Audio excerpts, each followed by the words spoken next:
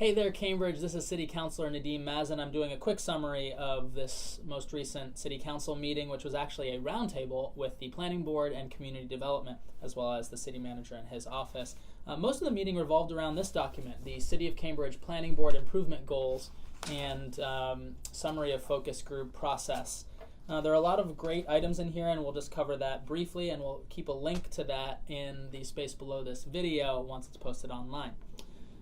In the meeting, as is the usual case, we had councilors talking about all manner of things.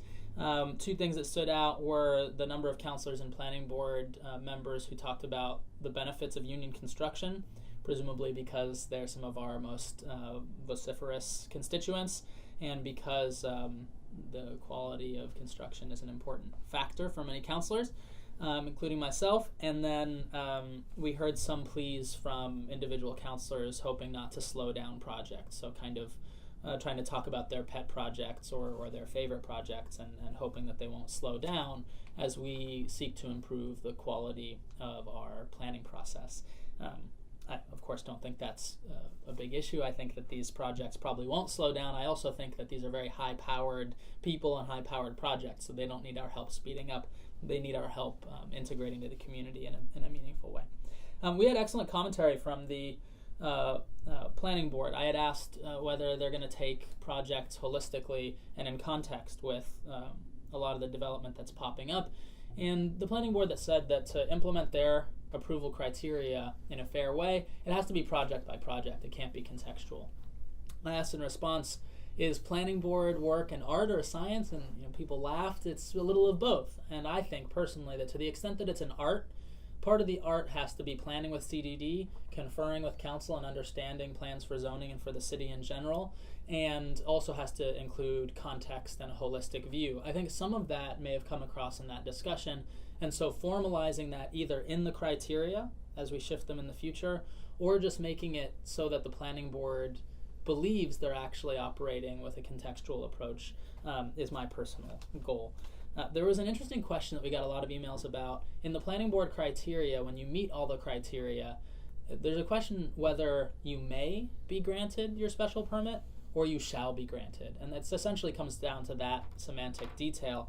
A lot of people looking into the case law are saying appellate courts in Massachusetts have shown that even if all the criteria are met, it still may not be approved. A petitioner or a proponent may not actually get their way even if they're on track because it doesn't fit for some other major reason that may not necessarily be in the criteria. The planning board can use their judicial or semi-judicial authority to make that adjudication. Of course, in our city of Cambridge, getting into the process is almost a foregone conclusion. You can assume that if you get your ducks in a row and if you're a high-powered developer, you're going to be approved.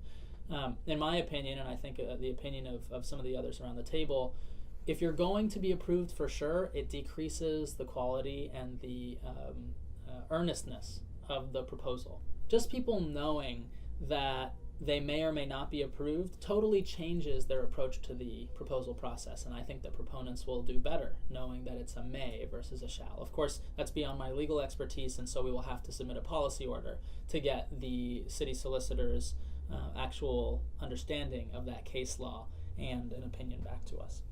One of my questions was if the Concord Alewife plan for the Alewife region in North Cambridge exists, how is it that we deviated from the targets for growth, where we've almost, we've certainly exceeded the thresholds that we were set to reach in terms of new residential units, and we've exceeded them way ahead of schedule. So that may be great, that may have been a great idea. Whether or not it's a great idea, how does one have a plan and then deviate from it? And basically the board and the city administrative told me that this is a big question and maybe we should save it for the next one of these sit-downs, which I hope will be forthcoming soon.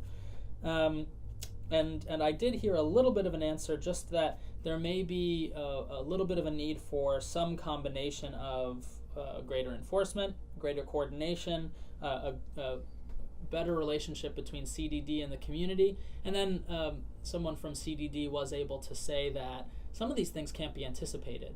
When things change on the ground, of course, the outcome itself also changes, and a study like this cannot be completely exhaustive with perfect knowledge, which certainly makes sense.